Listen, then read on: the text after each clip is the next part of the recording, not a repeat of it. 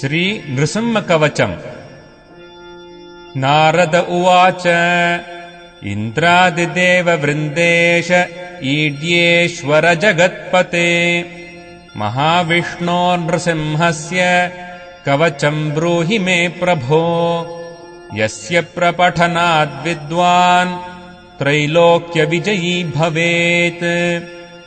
ब्रह्मोवाच शृणु नारद वक्ष्यामि पुत्रश्रेष्ठतपोधन कवचम् नरसिंहस्य त्रैलोक्यविजयी भवेत्।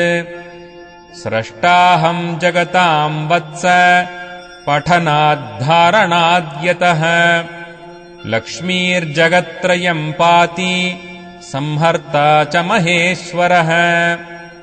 पठनाद्धारणाद्देवाः बहवश्च दिगीश्वराः ब्रह्ममन्त्रमयम् वक्ष्ये भ्रान्तादिविनिवारकम् यस्य प्रसादाद्दुर्वासाः त्रैलोक्यविजयी भवेत्।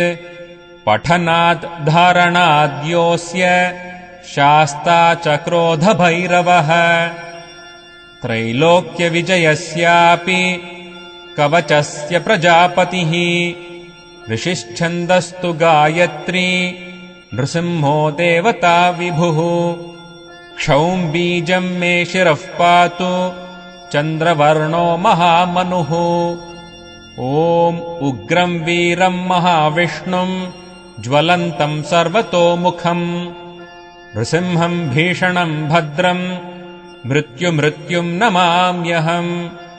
32 मन्त्रो मन्त्रराजः सुरद्रुमः कण्ठम् पातु ध्रुवम् क्षौम् हृद्भगवते चक्षुषी मम।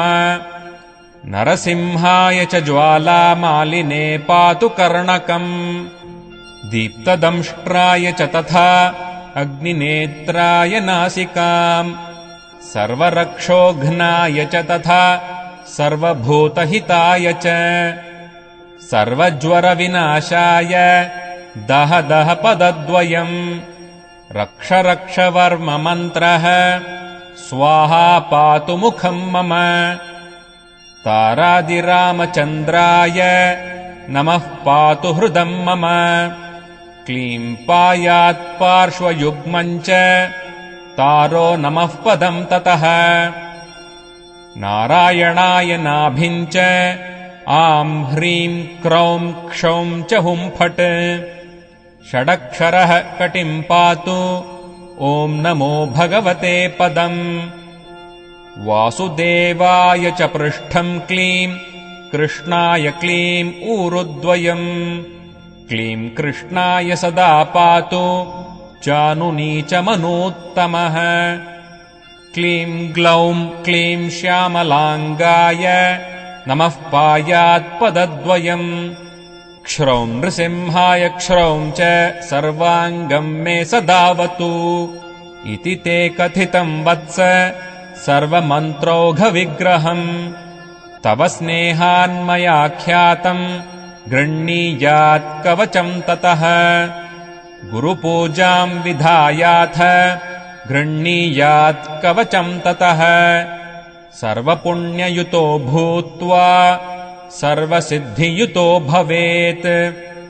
शतमष्टोत्तरम् चास्य पुरश्चर्या विधिस्मृतः हवनादीन् दशांशेन कृत्वा तत्साधकोत्तमः। ततस्तु सिद्धकवचो रूपेण मदनोपमः स्पर्धामुद्धूय भवने लक्ष्मीर्वाणी वसेत्मुखे पुष्पाञ्जल्यष्टकम् दत्त्वा मूलेनैव पठेत् सकृत् अपि वर्षसहस्राणाम् पूजानाम् फलमाप्नुयात्। भूर्जे विलिख्य गुटिकाम् स्वर्णस्याम् धारयेद्यदि कण्ठे वा दक्षिणे बाहौ नरसिंहो भवेत् स्वयम् योषित्वामभुजे चैव पुरुषो दक्षिणे करे बिभ्रयात् कवचम् पुण्यम् सर्वसिद्धियुतो भवेत्। काकवन्ध्या च या नारी मृतवत्सा च या भवेत् जन्मवन्ध्या नष्टपुत्रा बहुपुत्रवती भवेत् कवचस्य प्रसादेन जीवन्मुक्तो भवेन्नरः त्रैलोक्यम् क्षोभयत्येवम् त्रैलोक्यविजयी भवेत् भूतप्रेतपिशाचाश्च राक्षसा दानवाश्च ये तम् दृष्ट्वा प्रपलायन्ते देशाद्देशान्तरम् ध्रुवम् यस्मिन् गृहे च कवचम् ग्रामे वा यदि तिष्ठति तद्देशम् तु परित्यज्य प्रयान्ति ह्यति दूरतः।